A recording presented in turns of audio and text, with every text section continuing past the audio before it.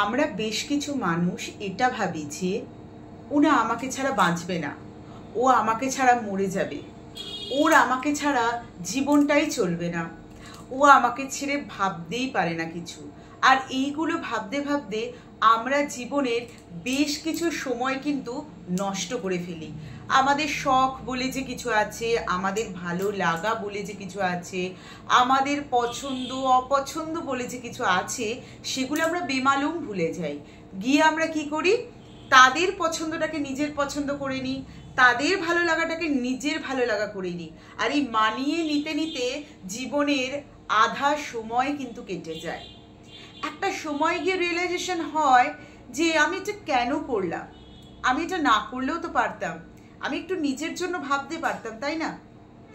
আমি অন্যের কথা কেন ভাবতে গেলাম? এইটা করতে করতে, এইটা ভাবতে ভাবতে এমন একটা সময় চলে যায় যে তখন খুব দেরি হয়ে যায়। তখন চাইলেও আর তুমি কিছু করতে পারবে না।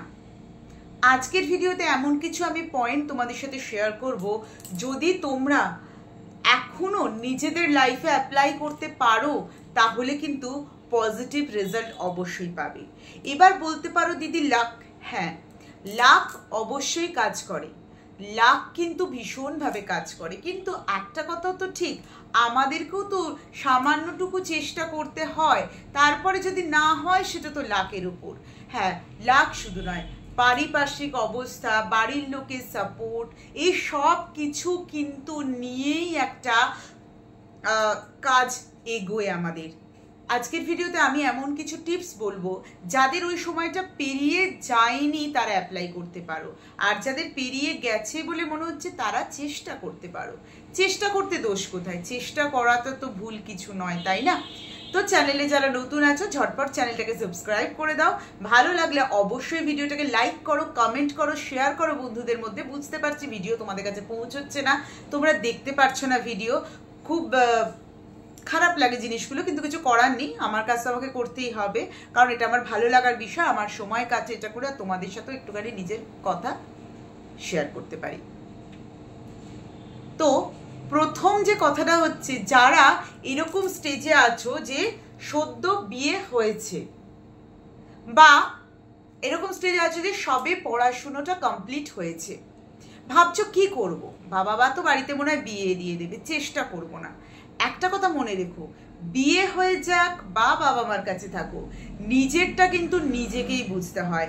দিন শেষে কিন্তু কেউ তোমারটা বুঝতে আসবে না যে তুমি আমাদের জন্য এত কিছু করেছো।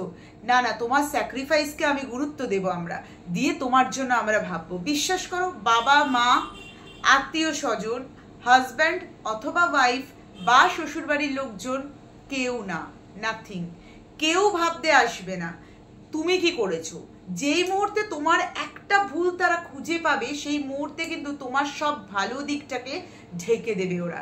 সেই জন্য বেশি ভালো হতে যেও না। বেশি ভালো হওয়াটা আবার কিন্তু খারাপের লক্ষণ। নিজের এক্সপিরিয়েন্স দিয়ে বলছি, বেশি ভালো হতে গেলে, বেশি সবার জন্য কিছু করতে গেলে দিন শেষে তোমারই কিছু হবে না, একটা বিগ জিরো হবে। তাই জন্য নিজের সংসার আছে, ছেলে মেয়ে আছে, সব আছে, সেটাকে বাঁচিয়ে নিজের জন্য কিন্তু কিছু সময় অবশ্যই বার করতে হবে। তোমার গার্লফ্রেন্ডকে পুরো সময়টা তুমি দিয়ে দিচ্ছ, তোমার বয়ফ্রেন্ডকে পুরো সময়টা তুমি দিয়ে দিচ্ছ, যেই সময়টা তুমি নিজের পিছনে লাগাতে পারো, সেটা না করে তুমি ওদেরকে দিয়ে দিচ্ছ সময়। যখন সেই মানুষটা তোমাকে ছেড়ে চলে যাবে, তারা কি বলবে যে তুমি আমাকে প্রচুর সময় দিয়েছো, এই নাও আমি তোমায় কিছুটা সময় দিচ্ছি, এই নাও আমি তোমাকে একটা অপরচুনিটি দিচ্ছি। ওরা কি বলবে? ডেফিনেটলি ওরা বলবে না। তো সেই হিসাবে সারাদিনে 24 ঘন্টার মধ্যে নিজের জন্য একটা সময় তুমি বের করে নাও, যেই সময়টা একান্ত তোমার, শুধুমাত্র তোমার, যেই সময়টার মধ্যে অন্য কেউ কিন্তু আসতে পারবে না। যারা বলে যে আমার না প্রচুর কাজ, আমি সময় পাই না, কি করে করব বলো? জব করি, তারপরে আবার জিম যাব, সংসার সামলাই, তারপরে আবার ওয়ার্কআউট করব, এত কিছু করে নাচ প্র্যাকটিসটা কি করে করব, এত কিছু করে গান প্র্যাকটিসটা কি করে করব। এই জায়গাগুলো থেকে বলবো এগুলো একটা টাইপ অফ এক্সকিউজ। কারণ কখনোই এটা হতে পারে না যে তুমি চাইছো বাট সেটা হচ্ছে না। তোমাকে করতে হবে, তোমাকে চেষ্টা করতে হবে। তুমি যখনই দেখবে চেষ্টা করছো, তুমি এগোনোর চেষ্টা করছো, রাস্তা এসেই যাবে। দরকার নেই কম্পিটিশন করার, দরকার নেই ভিড়ের মধ্যে ঢোকার। তোমার ভালো লাগে তুমি ডান্স প্র্যাকটিস করবে, তোমার ভালো লাগে তুমি ওয়ার্কআউট করবে। তা লোকের ভিড়ে ঢোকা, কম্পিটিশন করা, সেটাকে প্রফেশনালি নেওয়ার কোনো দরকার নেই। সবাই তো প্রফেশনালি সব কিছু নিতে পারে না, তা বলি কি আমরা আমাদের শখ পুরো করবো না? কত লোক সোশ্যাল মিডিয়ায় ভিডিও বানাচ্ছে, ব্লগার হচ্ছে, তুমি নাই বা হতে পারলে ব্লগার। হয়তো তোমার পরিবারের সাপোর্ট নেই, হয়তো তোমার ফ্যামিলি সাপোর্ট করবে না, যারা হচ্ছে তাদের একটা সাপোর্ট থাকে পিছন থেকে, সেই সাপোর্টে তারা এগিয়ে যাচ্ছে। দরকার নেই, তোমার ভালো লাগে তো ভিডিও বানাতে, তোমার ভালো লাগে তো রান্না করতে নতুন নতুন, তোমার ভালো লাগে তো যে নিজের কিছু বলা ক্যামেরার সামনে বলতে, তো নিজের কাজ করো। এইটা ভেবো না যে আমি ওইটা করলে আমার এত টাকা আসবে, ওইটা করলে আমার এই সাকসেস আসবে। যেই মুহূর্তে তুমি এইগুলো ভাববে সেই মুহূর্তে তোমার কিচ্ছু আসবে না। দরকার নেই, দেরিতে আসুক, আসবে তো শিওর।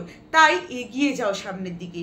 আজকের ভিডিওটা নট অনলি লাভ, আজকের ভিডিওটা প্রত্যেকটা ক্ষেত্রে আমাদের লাভের ক্ষেত্রতে একটা মানুষের পেছনে নিজের 24টা ঘন্টার মধ্যে তুমি 16 ঘন্টা দিয়ে দিচ্ছ, সে যখন তোমাকে ছেড়ে চলে যাবে ওই 16 ঘন্টা কি তুমি পাবে না? সেই জন্য আগে নিজের দিকটা গুছিয়ে নাও, নিজেকে ভালো রাখো, নিজেকে হ্যাপি রাখো, তারপর তার কথাটা ভাবো। দেখবে তুমি নিজে যত ভালো থাকবে তাকেও ভালো রাখবে, আর যত নিজেকে ভালোবাসবে তত কিন্তু নিজের মধ্যে পজিটিভিটি আসবে। পজিটিভিটি আসলে কিন্তু নিজের সবটা দেখবেন ভালোভাবে মানে এক্সপোজ হচ্ছে, এবং তুমি নিজে দিন শেষে ভীষণ ভালো আছো, যেটা আমাদের ভীষণভাবে দরকার লাগে। আজকের ভিডিও এই অবধি রইল, কেমন লাগলো অবশ্যই জানিও। ভালো থেকো, সুস্থ থেকো, পজিটিভ থেকো।